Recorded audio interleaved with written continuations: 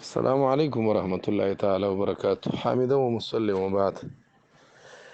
یو محترم ورور پوښتنه کړې د چې یو سړی نه په غسل کې مزمزه او استنشاق پاتې شي، یعنی خولې ته اوبه اچول یا پوزې ته اوبه اچول داسې نه پاتې شي، مونځ مو کې بیا وریاد شي، نو څه به کوي؟ جناب محترمه، دا مسله مخکې موږ په ګروپ کې حل کړې وه، ما اوس پیدا نه کړه. جناب محترمه، دغه کس دپاره حکم دا دی شرعي چې فقط به پوزه او خولې ته بیا اوبه واچي، یعنی مزمزه او استنشاق به وکړي. اعادې د غسل ته ضرورت نشته، ټول غسل به بیا نه کوي، بس صرف پوزه او خوله کې دی اوبه واچوي بس. او اصل کې په دې کې اصل هغه د عبد الله ابن عباس رضی الله عنهما چې دا رئیس المفسرین او د فقها او صحابو نه دغه فتوا پکې موجوده ده.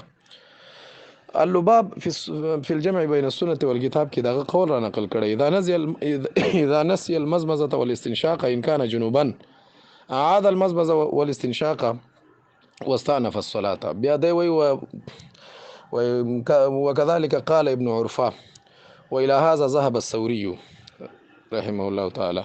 نو عبد الله ابن عباس رضی الله عنهما په دې کې فتوا موجوده ده چې دا رئیس المفسرین دی، غټ صحابي دی. هغه وایي چې کوم سړی نه مزمزه او استنشاق پاتې شي او بیا د توریات شي، نو دی بیا صرف پوزه او خوله کې اوبه واچي او مونځ دی بیا دوباره وکړي که فرض مونځ یې کړو.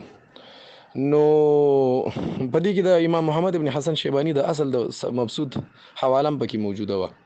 بس بهرحال خو په دې سړي باندې صرف دغه دی، په د باندې مزمزه او استنشاق دی، ټول غسل اعاده ور باندې نشته. السلام علیکم ورحمت الله وبرکاتہ.